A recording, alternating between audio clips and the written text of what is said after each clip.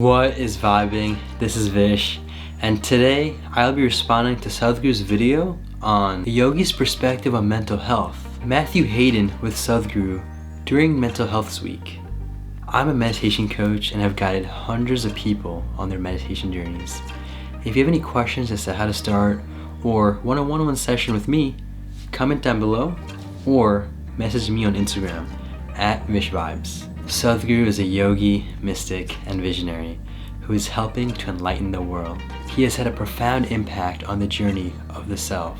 The self is very curious about what he has to say about mental health and how the yogic perspective connects with it. Let's find out. We talk a lot about physical wellness. It's Men's Health Week here in Australia. We don't often talk about two of the biggest health issues, and that's spiritual health and mental health.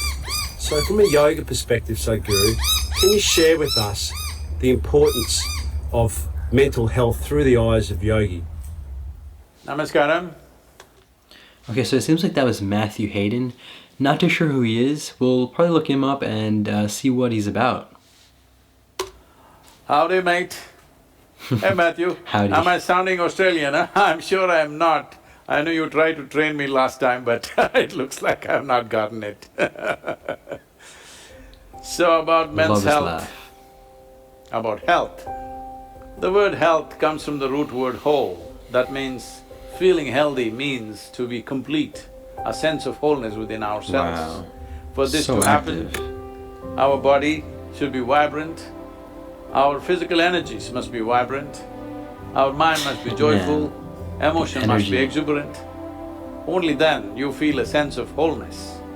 Just being disease-free, medically being certified that you're healthy is not good enough, because you need to burst with health, you need to bounce around with health.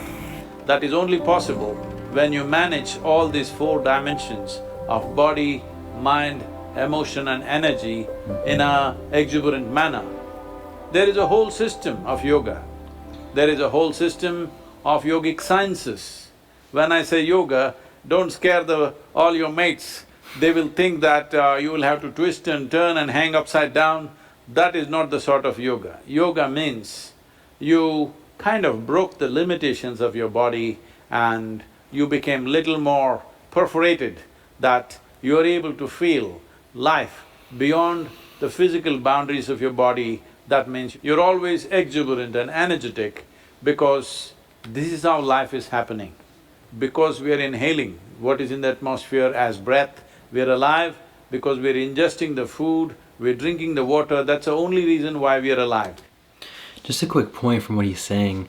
So yoga by itself just means union. A lot of us in the West consider yoga as a physical workout and exercise, and it's just about movement and stretching. These are all very small parts of yoga. Yoga itself is a much deeper practice, and it can be attained through meditation, certain movements, postures, and it has a lot more of a spiritual significant meaning than just movement. So just wanted to emphasize what he was trying to get at.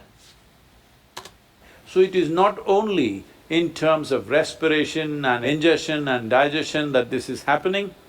Every pore in this body, every cell in this body, even the subatomic particles are in constant communication with the rest of the universe. Yoga means that you consciously experience this. When you experience that your life is not just wrapped in this little physical self, but it is much beyond that. Your physiological and psychological spaces are not a limitation, but are stepping stones for a larger possibility. When this becomes a living reality in your life, you're in yoga. Health can be achieved only by living yoga. When I say living yoga, it is not that only those who practice yoga or some system of yoga are experiencing yoga. You looked at the sunrise and you connected with this. This is yoga. You went for a swim in the ocean and you really became one with it. This is yoga. Every breath, you're becoming one with the world. Every step that you take, you're one with the planet that you're walking upon. If this happens to you, you are in yoga. So this yoga can be systematically worked at, in the sense you can gradually work with your body, mind, emotion and energies in such a way that they're constantly open to this experience. Every human being has experienced some form of yoga, some sense of union with something or the other, but it doesn't last. Now, there is an entire science to see that you craft yourself in such a way that this experience of union, which is always the most profound experience in your life, becomes a living experience every moment of your life, then you are truly healthy. It's my wish and my blessing that all the Australian men should become really healthy. Wow, that was a beautiful video and very informative in an enlightening way. It went from talking about the mental health to yoga, and essentially if you look at the hierarchy of what Sadhguru described, it goes from body, mind, emotions, and energy. And essentially once you get the energies aligned and fixed, naturally the emotion, mental, and physical will get checked, and you won't have to even worry about it.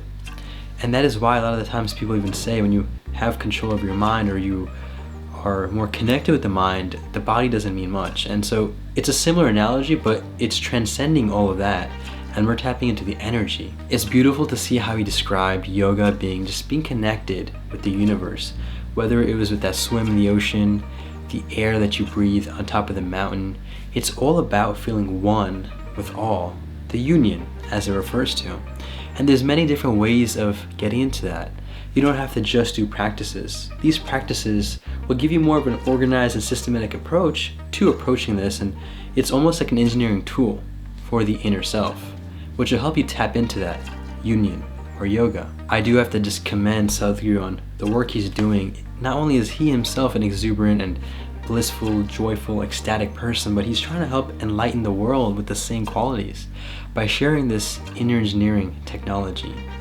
It's a beautiful, beautiful thing, and the self is truly appreciative for him doing this. Another important point the self got from this video was the realization that when you meditate, or let's just say you do perform yoga, or you do these spiritual practices, or anything, even swimming in the ocean for a matter of fact, it's nice to see how in those moments you're able to get one with the universe or perform yoga. However, the important part is that we must transcend into this union every waking moment that we have, and all that we have is this moment. So whether you're at the beach in the ocean in a very calm setting, or you're in a very stressful exam situation, it doesn't matter. Once you learn to be one with it all, then every moment becomes beautiful, ecstatic, and blissful, because at that point we're tapped into the union of everything, the universe, and that connection is a very liberating experience. The self has had brief moments of this, and as the self has progressed in the spiritual journey, the self is seeing increased moments of this, and eventually it will be the state that is always present. Thank you so much for watching this response to Sadhguru's video. I appreciate you taking the time. Take this joyfully, make it a great day, and stay conscious.